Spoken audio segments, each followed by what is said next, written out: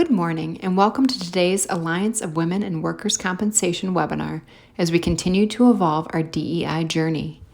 Today we are proud to present Carlos Luna and Amalia Sanchez from the Hispanic Insurance and Risk Management Association. This webinar will last approximately 1 hour and is being broadcast today, September 29th, 2022.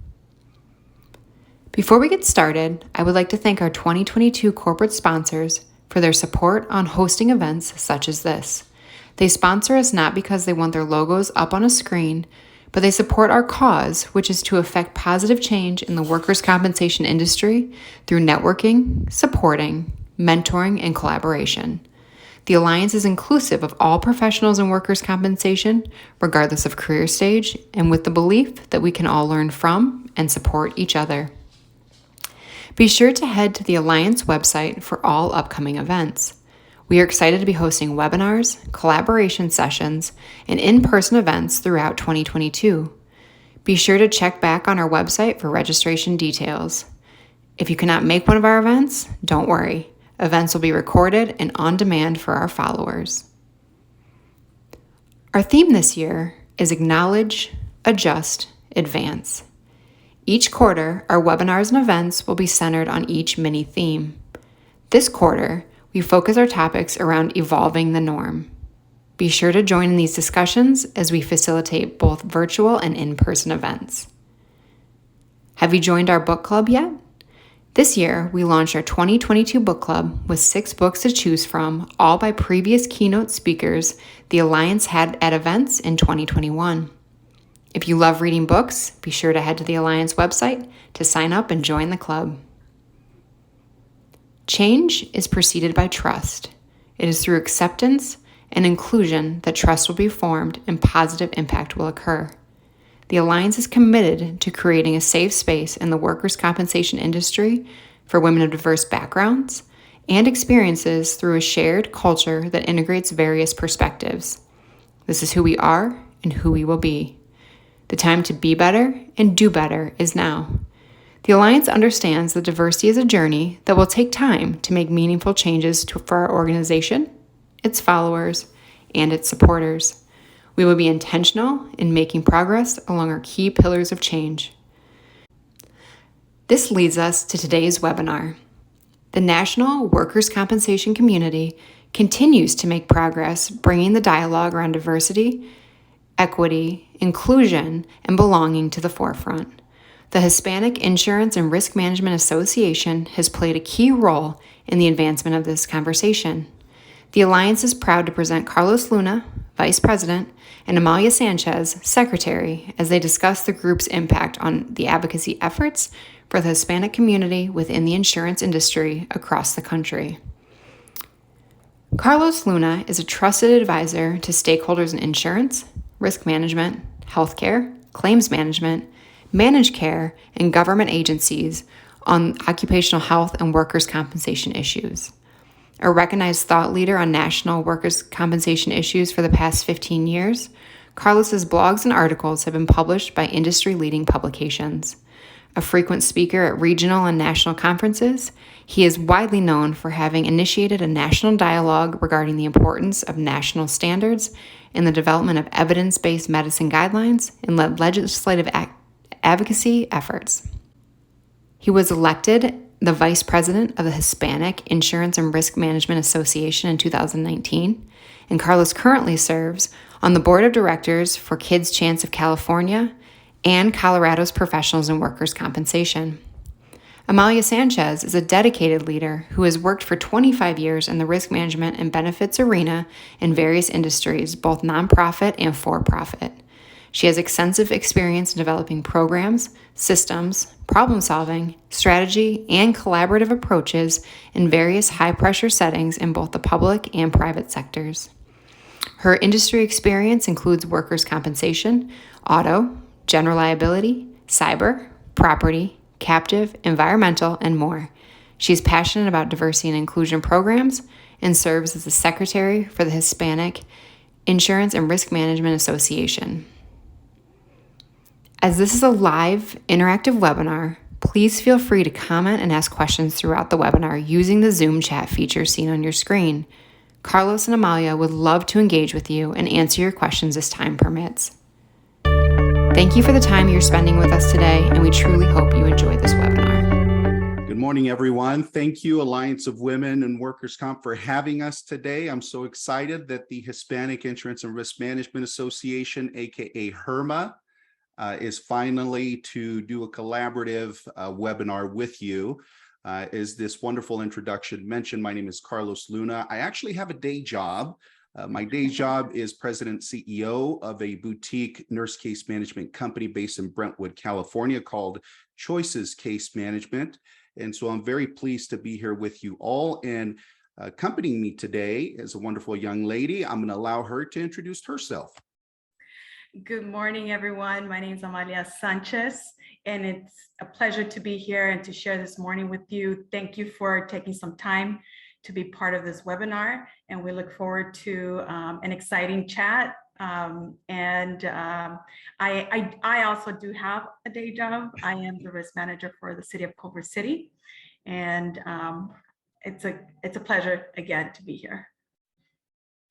Well, thanks, Amalia. It's a privilege for me to share the platform with someone as accomplished as you. As I was listening to your bio, I thought, holy moly, I might be at the wrong place. I don't know if I'm qualified to be next to the Miss Amalia Sanchez. So congratulations on all your success. Thank you, Carlos. I'm working towards the CEO seat, so. You'll get there soon, my friend, I promise. So team, everyone on the webinar, thank you for joining us. I know you have a million and one things to do. And listen, I know that time is valuable in our industry. We all have very purposeful and important jobs that we do. And we really are so grateful that you can carve out 60 minutes of your time today to share in this, what I consider an important discussion on numerous levels, and that is the ongoing evolution of diversity, equity, inclusion, and belonging in each of our lives. What I had in mind for today, ladies and gentlemen, is for us to really have a heart-to-heart as opposed to a point-by-point presentation about DE&I. I want to walk you through my personal story today, or a part of it. I'll leave out all the ugly parts, I promise. all the dirty laundry. We'll go through, the role that HIRMA has played nationally, certainly in part due to support by organizations like the AWWC and others. And then we're going to top off our day by talking a little bit about what is currently, where are we at right now as the national workers' compensation and insurance community as it pertains to diversity, equity, inclusion, and belonging. So that's what you're in for today. As I mentioned, this is a heart-to-heart. I brought my pumpkin spice latte with me, so I know it's a little bit basic. Amalia, I don't drink black coffee like a lot of my peers. But I'll start off, and certainly would invite you to chime in as you feel inspired, Amalia. But for those of you that know me, you know that I was born in Mexico many years ago, and I was born in a small town called Durango.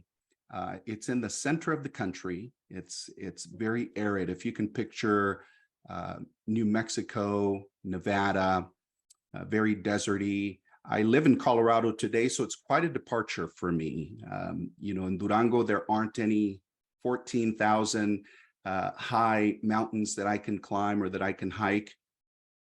There are small sierras out there that we used to play in as kids.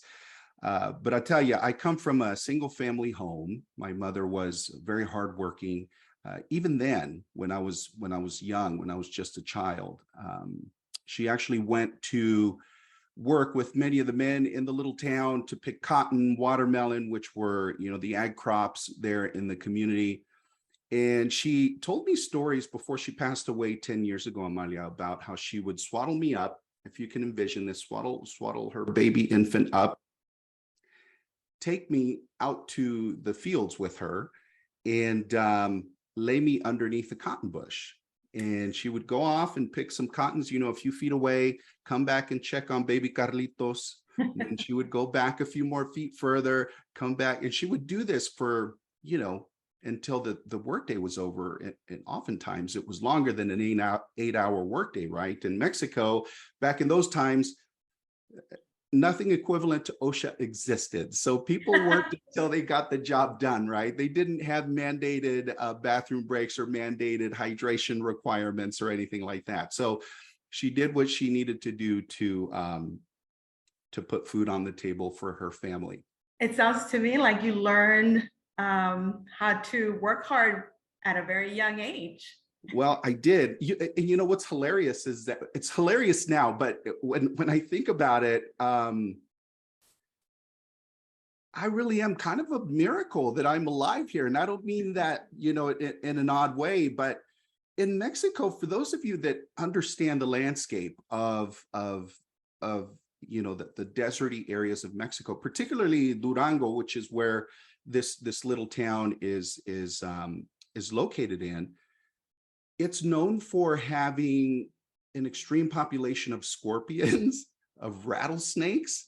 And so, you know, my mother, bless her heart, you know, she had to do what she had to do. And so there weren't any babysitters around that she could pay, you know, centavitos for. So she would do what she needed to do. But today I'm thinking to myself, wow, at any given time, on any given day, I could have been bitten by a rattlesnake or a poisonous alacrán, as they call them, you know, in Spanish, the scorpions. And so I really am a bit of a walking miracle today. And I give all thanks to my mother for that. Thanks, Mom, for the courage that I grew up with. But, you know, to your point, hard work, dedication, commitment, a sense of duty, right? She had a sense of duty for her family, was ingrained in me very, very early on. And I thought that story was appropriate to share, being that this is Hispanic Heritage Month, and we are celebrating the wonderful contributions of Hispanics in the workforce and the overall evolution and growth of the United States. And although my mother didn't work here in the US as an agricultural worker, I know that there are scores of agricultural workers in the Central Valley of California and throughout the country. And so I want to tip my hat to them and say thank you all, particularly if you're Hispanic, on Hispanic Heritage Month, for putting food on our tables today. So very appropriate time. Amalia, I'm curious if you would share with us a little bit about your upbringing and a little bit about your personal story. Absolutely. So I was born to two immigrant parents. My mother coming from what they call La Tierra Caliente in Nayarit, Mexico. And she too has her stories about scorpions and people getting bitten by scorpions and being rushed to the next town over for medical treatment. So I think one thing to point out for sure is that medical treatment wasn't readily available. So you are a survivor, Carlos. I'm a survivor. That's right. That's right. Yeah, I love that song. So let's just imagine Carlos doing karaoke, right? How awesome is that? By the way, people don't know this about me, Amalia. I am quite a karaoke performer. If you ever get the opportunity, or if you're ever invited to a karaoke outing where I am at, I promise you, you will have a great time. No, I've heard. I haven't had the pleasure, but I've heard. And I'm going to sign up for the next karaoke, make sure that I'm there. Good, good. Yes, so I was born to two immigrant parents, my mother from Nayarit, Mexico, and my dad from Zacatecas.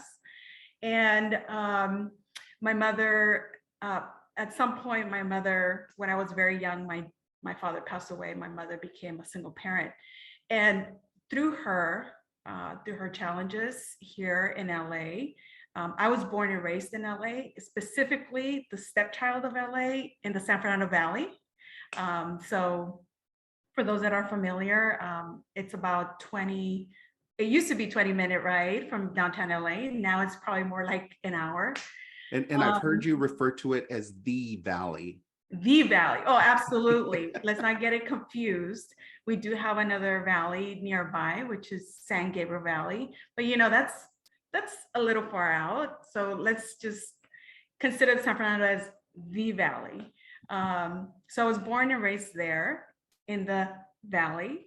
And I was raised by a single mother who I learned very early on about hard work, dedication, commitment.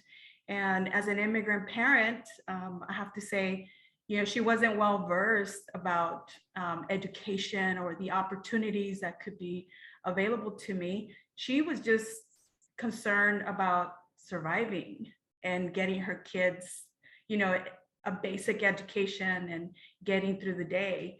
And so to be here today where I'm at, I think it's, it's just a reflection of commitment, dedication, and hard work. And of course, opportunity, right?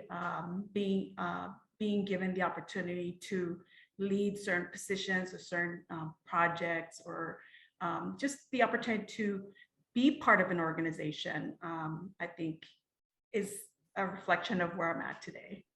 Well, and Amalia, it's fascinating. These are just two examples, right? You and I were just two examples, but there are so many more out there in the world, in our community, that are very similar to this.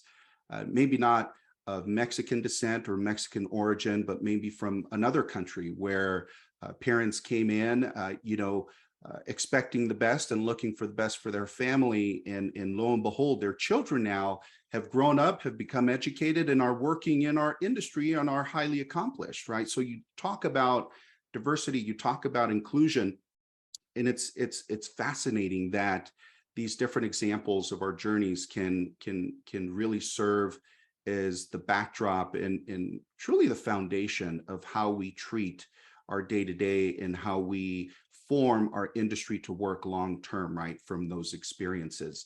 My mother was always very hardworking. She was committed, she was dedicated, and she ingrained in me a sense of you got to get it done no matter what it takes, right? No matter what you're feeling, no matter what you're sensing, you got to show up to work. You got to be there.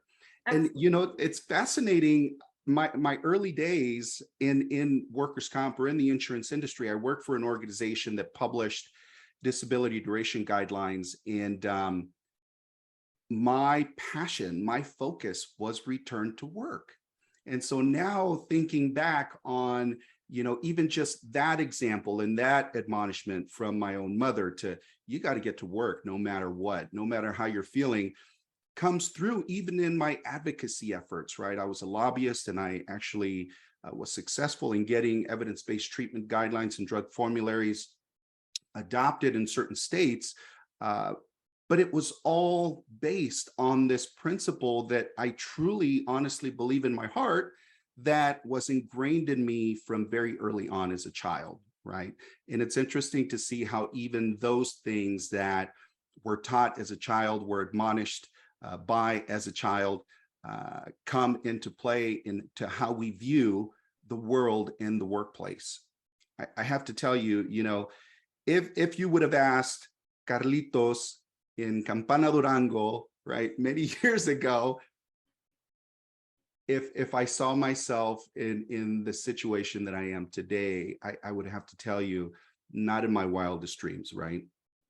And I can honestly say that along the way, and it's been a long journey, and I'm continuing on my journey, and I love the title for the session today, your evolution of DEI, DEIB is very appropriate because it's an ongoing process. It's an ongoing journey. And if you would have asked me then, not in my wildest dreams, but I can tell you that, my personal career really, truly, and honestly has been a byproduct of individuals who believed in inclusion, who believed in diversity, who said, this kid's got something. And even though he's not traditionally, what I would expect this individual to be, or someone who would fill this position to be, I'm going to take him under my wing and I'm going to teach him something. I'm going to mentor him, right? And that word mentor has been thrown around quite a bit in our industry over the last 24 months. But I am a byproduct of individuals who believed in including young professionals that maybe looked a little bit different than they did, who pushed the boundaries in even equity at that time, and feeling like there was a place at the table for, you know, a younger Latino, younger Hispanic young man who was ambitious, and gosh darn it, he was at work every day. Absolutely. I think it's really important for me to share or to state, because I think a lot of people will relate to this, is that as a child of immigrant parents, we are our parents' wildest dreams, right? We are the results of their hard work, dedication, and what they ultimately seek to achieve is a better life, right? And so I think as we move along and, you know, through our education and then looking for a career, and I'm gonna say career because me personally, after completing my undergraduate degree, I didn't necessarily have a plan, but, you know, again, it took someone to give me an opportunity. They saw something in me, and I'm almost certain, I want to say, that they saw that my commitment and my willingness to work hard. They gave me the opportunity to join their team, and I have no doubt that my efforts in commitment, hard work, dedication, and doing whatever it takes, because that's our mentality, right? We're gonna go into this role, into a position, and do whatever it takes to prove, I guess, I don't know if that's the right word, or show that we can, right? That we're capable, that we're able to do the job. And but again, it all starts with the door being open to us and giving us that opportunity. It's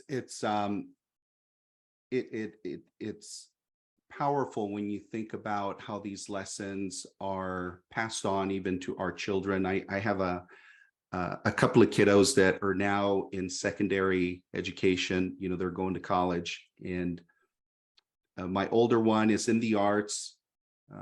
Beautiful, beautiful child, non-binary child, love them to death. I really do. So my advocacy for diversity, equity, and inclusion even go beyond, right, people of color. It goes into advocating for equality for those, you know, in the LGBTQ plus community.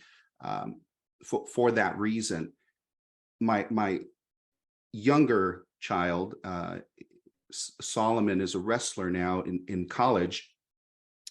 And these lessons that I've learned that have been ingrained in me, that I have based my own personal work philosophy on, Amalia, I find myself now trying to drill into them, right? When they feel sick, you know, when before Corona came around, right? Things are a little bit different. We feel sick, and I think it's our duty to make sure that we keep others safe and we don't expose others to whatever it is that we have. But before Corona, pre-Corona, if they would have a little sniffle, Dad would be right there. Boy, you better get up. You better go to practice today. You got to sweat it out, pal. You got to make it happen. And, you know, it's fascinating and powerful in my mind how these lessons that we learn as children, we try and ingrain into our own children, because I really do believe in it, right? I really do see a value in that. And as we create these, what would you call it? These pillars of society for the future, because I do see my children as being, you know, pillars of society at some point. It's important to know that individuals who do believe and who are passionate about diversity, who are passionate about equity, inclusion, belonging, there's a mutual benefit, because not only are you helping this individual, this person of color, or this individual that potentially needs you to advocate for them from an equity standpoint, not only are you helping them reach their goals and their dreams, but you are also setting up your organization or your own endeavor for future success. And I'm talking directly to the business leaders today. You know, there actually is a business case for diversity, equity, and inclusion. It's quite potent. When you think about the ever-evolving landscape of the country in the next 20 years, society is going to look so much more different, right? So as a business leader today, if you get good at making sure that you embrace advocacy for diversity, equity, inclusion, belonging in your organization, you're going to be in the front row seat. You're going to be in pole position, as I call it, right? As this evolution of society continues over the next 20 years, to really make sure that you tap into the best talent that is out there, the best talent that's available for your organization. A prime example of that is, Amalia and I. I mean, I think Amalia is actually pretty awesome. She's great. And if you agree with her, would you just type in your chat, Amalia is awesome? Just show her this morning how awesome she is. She really is.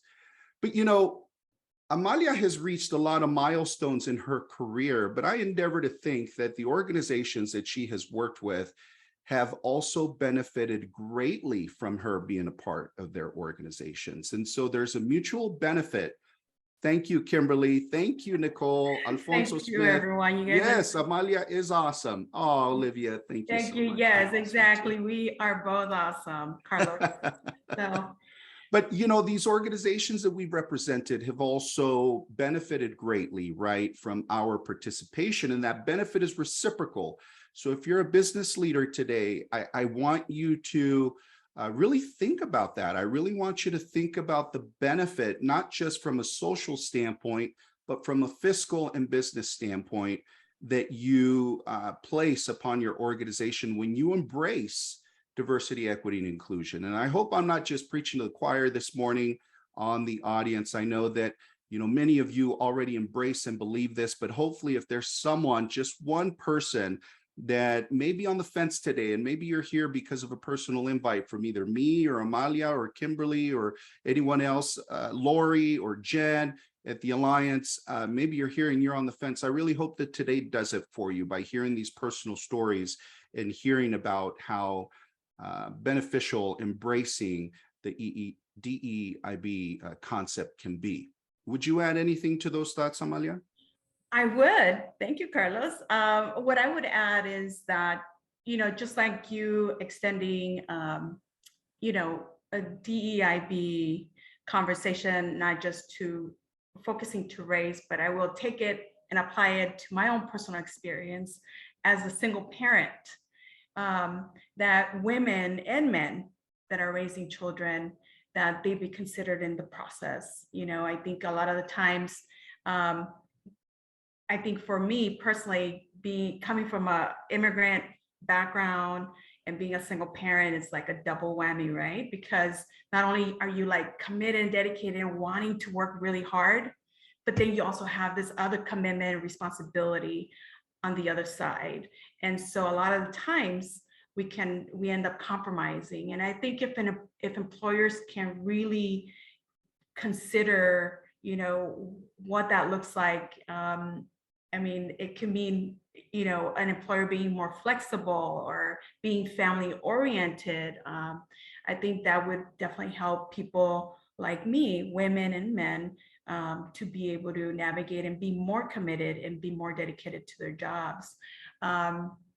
And so I think DEIB expands beyond race and background, culture, religion, sexual orientation. I think it's everybody, right? Veterans, every background being considered and really looking at the needs within that group and being able to embrace and create programs or a pathway or, just a recognition of what that group needs to feel like they're part of this organization and feel like their contribution to the organization is equally important and valuable.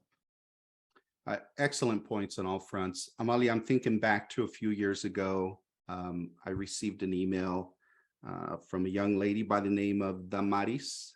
And Damaris Rodriguez is her last name. Actually, I met her initially. And for those of you that don't know Damaris, she is actually the president of HIRMA. She's a wonderful young lady, very accomplished in her own right. And I met her initially at a Las Vegas conference several years ago. And I walked up to her. It was like a networking event. And I extended my hand and said, "Hi, my name is Carlos. What's your name?" She says, "Damaris." what do you do, Carlos? And at the time I was working in a different place for a different employer. And so I shared with her what I did. And I said, and what is it that you do? And she says, oh, I'm in such and such an industry. And I said, oh, well, that's great. So how long have you been with this company? And Amalia, she gave me that Latina, like, I think she might have been a chola back in the day. I think you might have been a chola too at some point. Be careful. Be careful. Yeah, you still have it. You still have it. That's right. So the Maris, she got that look in her eyes and she says, excuse me, I am the president of my own company. And she started telling me about how, you know, she is just passionate. And very quickly, I learned that the Maris is a passionate, accomplished, dedicated, very loyal individual. And so we became very good friends after that. And shortly thereafter, she invited me to be a part of HIRMA. And so I got to tell you, my view on the industry has changed dramatically over the last number of years since I became involved with HIRMA. HIRMA has allowed me to have a community that has shared experiences with me. And I think there's something powerful about that, right? There's something powerful about being in a circle where people share experiences that you have had and potentially have walked down similar paths as you have. Maybe not exactly the same, but you know, share those types of hurdles and have shared those types of challenges in their lives. And we always tell jokes about our parents and how abusive they were back in the day. My mother, you know, she wasn't abusive per se, but she definitely, you know, was not afraid to pull out the chancla every now and then. Exactly. She had incredible aim with it too. I would be 50 feet away and she would always hit the target. It's really interesting how they're very, I mean, they have that aim and it's just precise, right? I can't put my finger on it, but yeah, it's like they must have gone to training for that as parents. Exactly. So it's powerful, you know, when you get around people in a group that believe like you do, that have shared experiences like you, because there's a camaraderie there that I think is tough to find sometimes, unless you know you have childhood friends. I grew up with, you know, friends, and I'm still friends with them today from elementary school. And so, you know, being around my people in HIRMA almost feels like that, where even though we haven't known each other for a long time, just the moments that we share together, I have the opportunity to just get a glimpse of their life as a person long term and see that this individual actually has a lot in common with me, right? And so that brings such a great sense of community. And since then, Amalia, we've done some wonderful things together as an organization, right? As a group of people that have tried to advocate for diversity, equity, and inclusion. I'm proud to say that even, and I don't want to take full credit for it, certainly not, but boy, you know, seeing organizations even now like the Rainbow Risk Alliance to come up and to do amazing things that they do, you know, organizations like HIRMA inspired some of that, right? And I'm so proud to be able to see my friends who also believe in advocacy for diversity, equity, and inclusion, that they are now feeling like they can do something for themselves because there was a model, right, that they can look at. And again, I'm not suggesting that HIRMA is entirely responsible for it, but gosh, you know, it's so great to be able to inspire others to do really cool things like that across the country. Well, I think it's really important that I think it's important to recognize what HIRMA has done, you know, as an organization within our own community, right?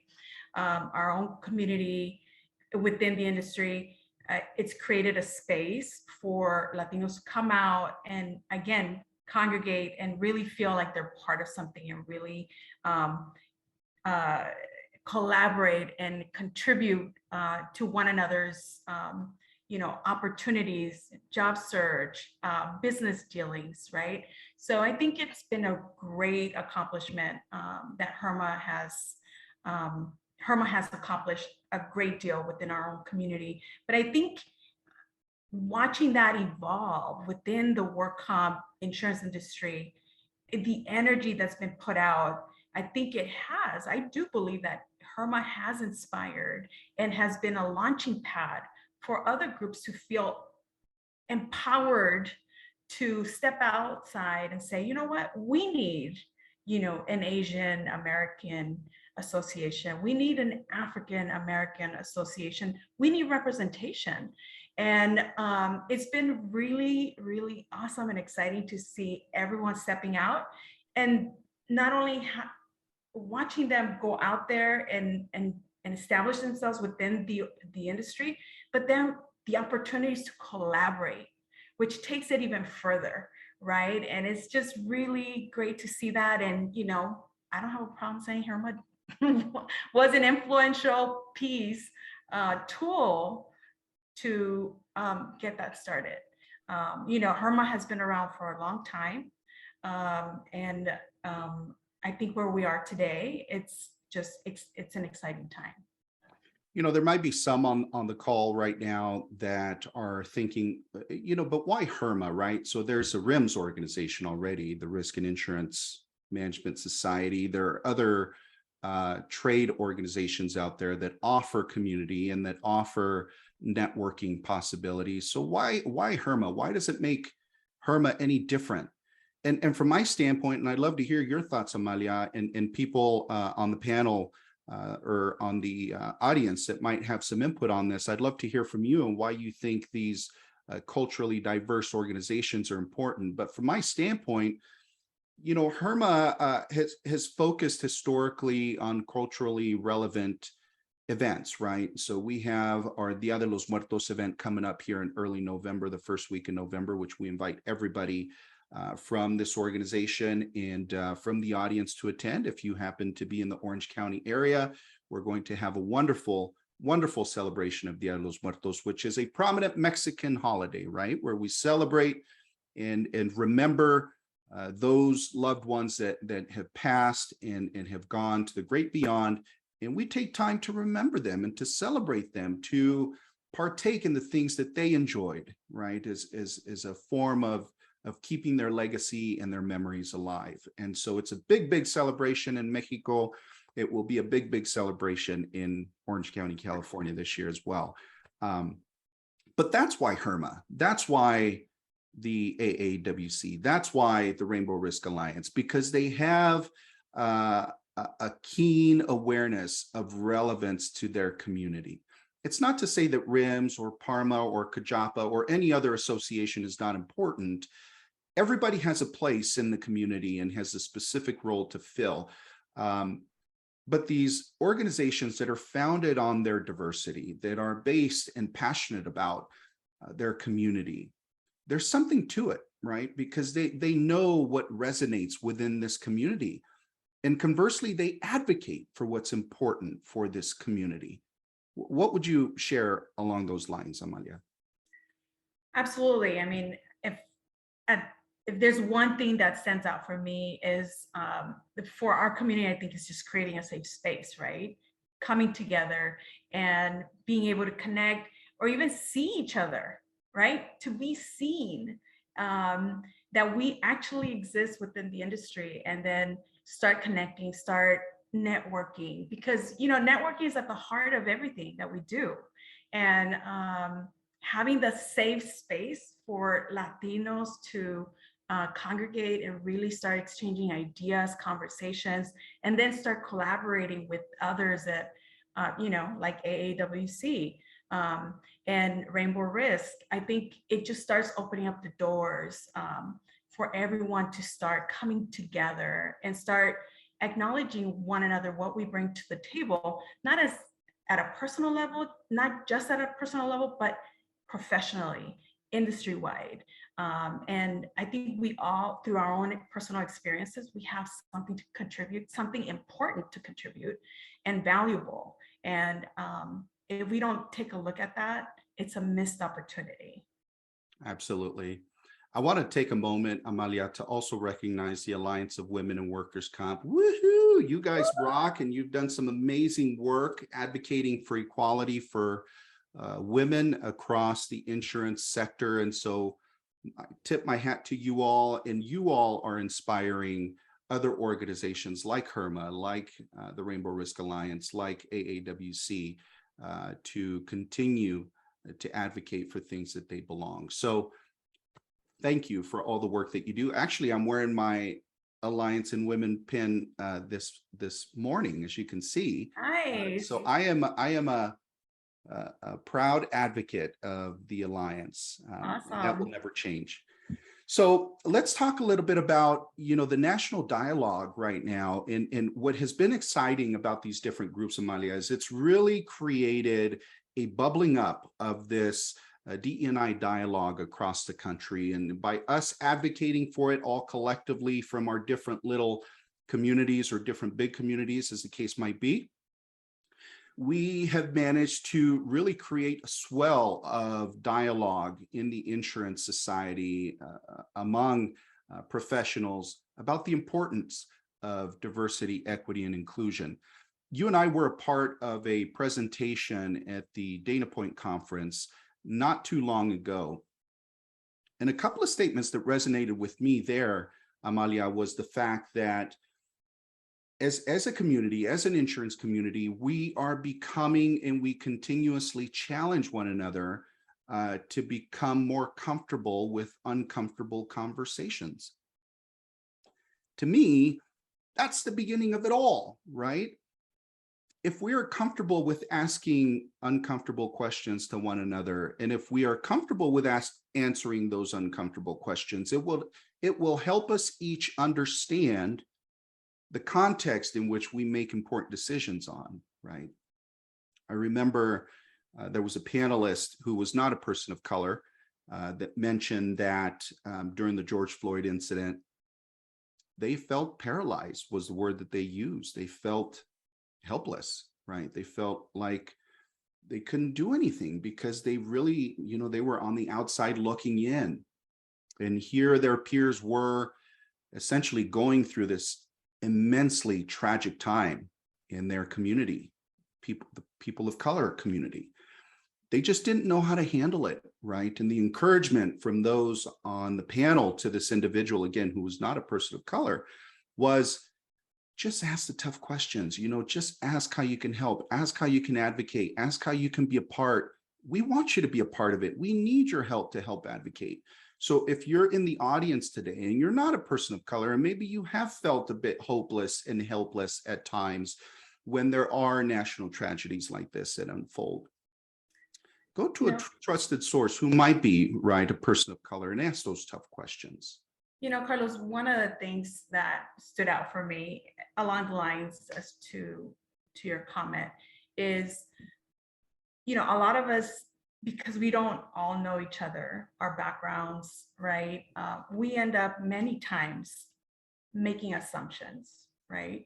And I think one of the things that is really important to do is to be curious of one another, learn about one another, and be comfortable with the uncomfortable, right? Because unless we know, we don't know, right? And so, and to your point, about the person that made the comment about feeling, sort of lost in the whole situation with the Floyd case. I would have never, that would not have been a thought that crossed my mind, that somebody could feel, someone that is not of color, to feel a certain way. I would have never, it probably would not have crossed my mind. But I think it's important to recognize that everybody goes through their own process, and it's important to be curious, to understand one another. We're not alone in our journey or the things that occur in our everyday life. Like, we're not alone. And it's better to ask the questions, be curious, rather than assume that we know. Absolutely. That's such a great point. Kimberly George, I love your comment. We're better together. I love it. I love that slogan. It's wonderful. Maria Loma is saying, let's bring HIRMA to Colorado. I'm on my way. We are on our way, Maria. Believe that. I promise you we're going to get a chapter going in Colorado very soon. I concur. I concur. So, I want to talk to my friends who are people of color this morning, Maria, because I feel like sometimes, and not everybody is guilty of this, but I want to caution all of us, all the people of color on the call today, that we not paint with a broad brush. You made a very potent statement, Maria, or Amalia, just a moment ago about how you never could have thought, right, that someone who is not a person of color could have these thoughts and these feelings during such a tragedy for the African-American community. It goes to show that we can't paint with the broad brush. We can't assume that, everyone who is not a person of color fits a certain bill, or everyone who is a person of color fits a certain bill.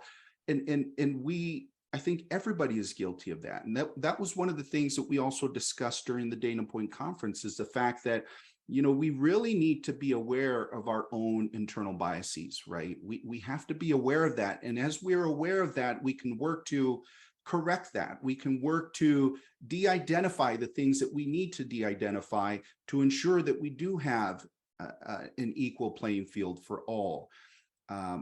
But that's the start, is to not paint with a broad brush, include everyone. And one of the things that I admire the Alliance for doing, and for the leadership that might be on the call today, one of the things that I love about what you did was to begin including participation of men in the organization, to attend your sessions, to listen to the education that you're offering. Because listen, if we are going to affect change, meaningful change, everybody has to have a seat at the table.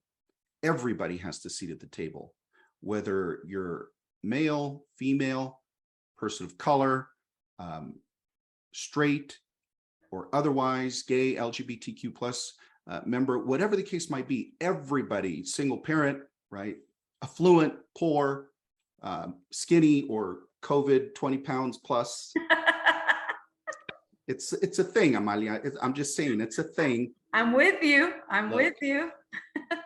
Everybody has to have a seat at the table, right? Everybody has to have the ability to participate in the ongoing advancement of diversity, equity, and inclusion efforts. And as a person of color in the community, I'm very careful to not paint with that broad brush. I want to include everybody. And, quite frankly, I was very inspired that this individual shared their story, because I think, that a lot of people out there in my community, in the Latino community, might have given her a nice chola or cholo eye roll for that one, right? No te hagas. Right?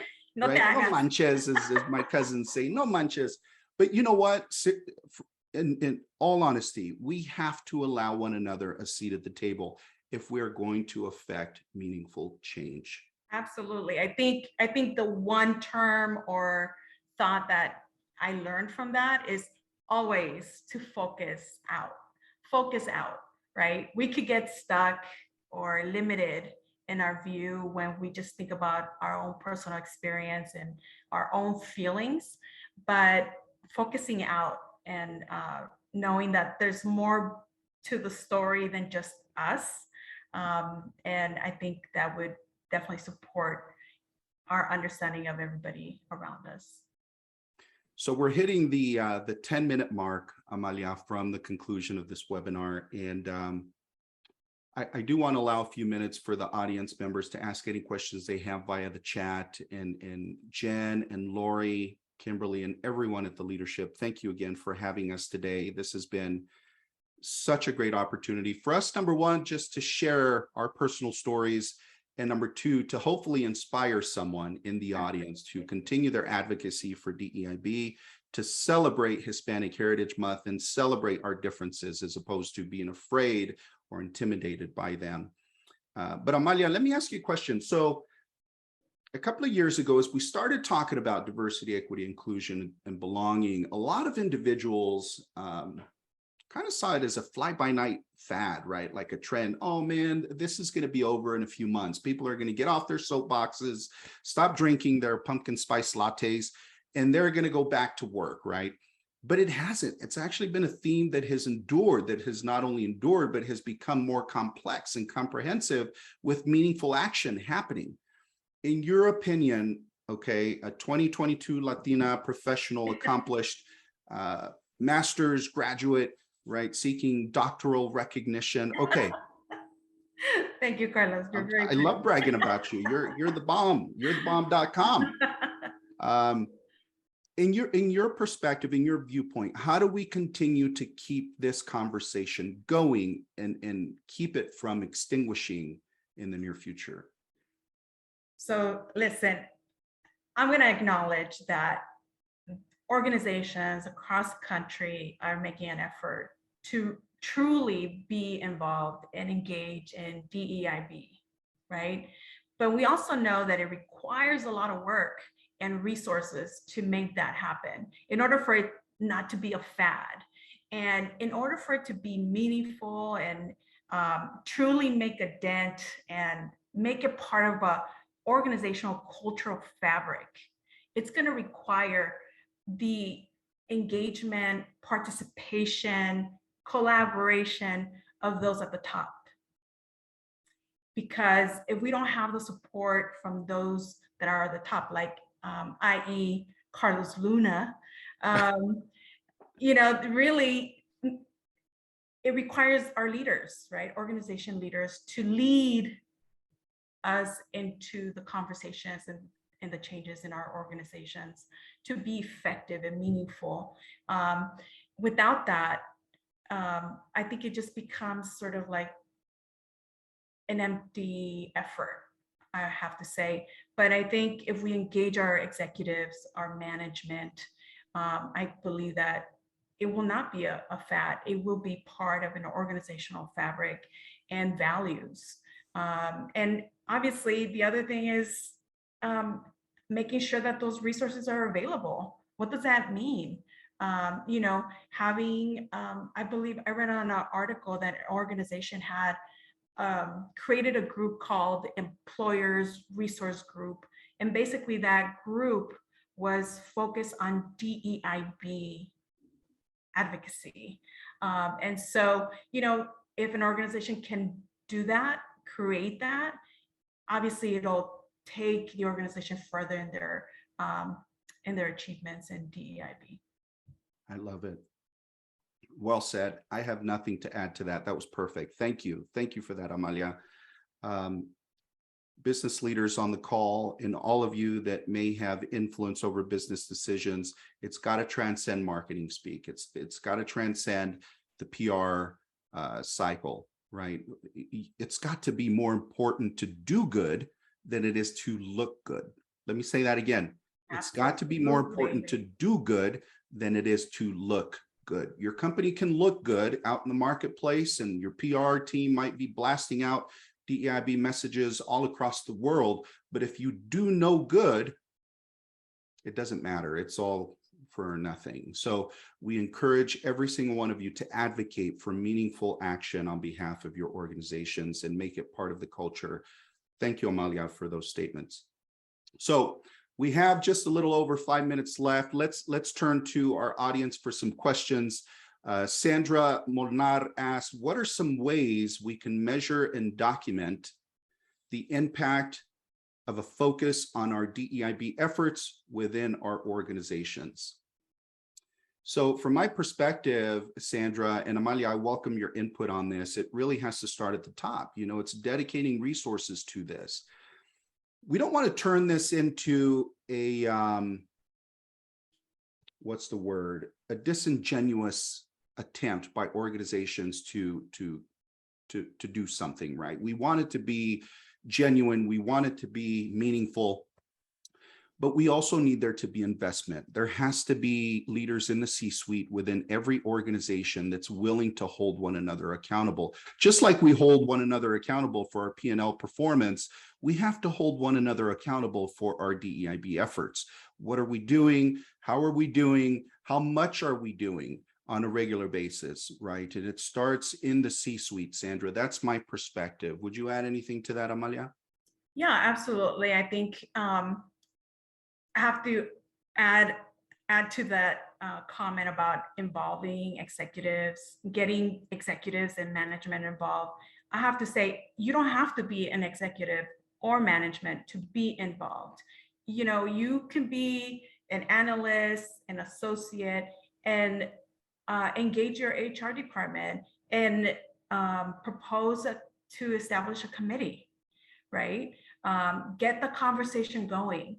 And the way you would measure, you know, the success of DEIB or your committee is by engagement, collecting the data, and really measuring the engagement, what worked, what didn't work, who was involved, who was not involved, what does that look like? And knowing that if there are results that are not favorable, that you look at that and try to figure out how can you improve in that area. And so again, you don't have to be a paid individual in DEIB to be involved in DEIB. I think it just requires leadership and putting yourself out there and creating that in your organization. Wonderfully said. Thank you, Amalia. Another question is, if you have time, what does the Hispanic Heritage Month mean to you and your families? You want to start with that, or you want me to start? Go for it, Carlos. So to me, as I mentioned earlier, Hispanic Heritage Month really is a celebration of the Hispanic community's contribution to the growth of the United States overall growth. And so to me, there are so many wonderful things that the Hispanic community has contributed to the growth of the country and to the makeup of diversity in the country. To me, everything, and I have to say, I'm a big mama's boy, you know, if you know me, you know that about me, and I'm proud of that. You know, I was my mom's favorite. It's true. All my brothers and sisters will agree to that. I'm the baby of the family, and I was the favorite. And so I am a big mama's boy. So Hispanic Heritage Month to me, in a way, allows me to celebrate her legacy, in a way, allows me to celebrate the hard work that she had to make sure happened in order for her children to have an opportunity at success. It's very near and dear to my heart because it is a moment, you know, my mother passed away, as I mentioned, a number of years back. And so it's an opportunity for me to remember her and to really think about the wonderful contributions that she not only made to my life, but to our community, not the Hispanic community, but our geographic community where we lived. My mother was very benevolent. She was very much a giver. She would give, you know, the shirt off her back to someone if they needed it. She was constantly piling up things to give away to people. And it's interesting to me because she had very little, right? When I took inventory of how much she gave after she passed, it baffled me, Amalia, because, you know, and this isn't uncommon among individuals that don't have a lot. They tend to be the most giving people, the most benevolent people. And so Hispanic Heritage Month allows me to remember the legacy of my family members that, in my mind, have contributed so much to my life and also to the community around me. How about you? Absolutely. Well, along the same lines, for me, it's honoring my roots, honoring my mother's and my father's culture, staying connected, being grounded, and always keeping at the forefront the sacrifices, right? The hard work that my parents have made over the years. And, you know, as immigrants leaving their homeland, their families behind, and establishing themselves here in the United States. I think honoring that is definitely one aspect for me, but it's also important for me to get connected, to stay connected with my roots. You know, cooking Mexican recipes, it's important for me. Just the other day, I baked a tres leches cake. Oh, and look it at was you, girl. amazing. Yes. So, you know, and listening to music that my parents listened to, that, you know, people in my life listen to today, and just being involved, engaged in my culture. We go through life, our day is busy, that we get disconnected. We're so focused on other things, but this month and November for me, it's really important, and December, the holidays, it's important for me to keep those cultural effects alive in my life. Thank you, Amalia. It sounds like you party like a true Mexican. You keep it going. Where's the and going and tequila? going. I love it. Tequila? Guys, I want to say thank you so much for having us today, Alliance of Women. Thank you for allowing us to share our personal story, the contribution that HIRMA has made to the National DEIB Fiber, and then also to just visit a little bit about the national dialogue around diversity, equity, inclusion, and belonging. So thank you so much for making this a possibility today. Ladies and gentlemen, this is being recorded. It will be available online by the end of the day today. So be sure and share this with your friends that you feel might be inspired by seeing us chat. That's right. Thank you so much, everyone. Thank you for your time. Alliance of Women and Workers' Comp, thank you so much for everything. Appreciate it. Have an awesome day.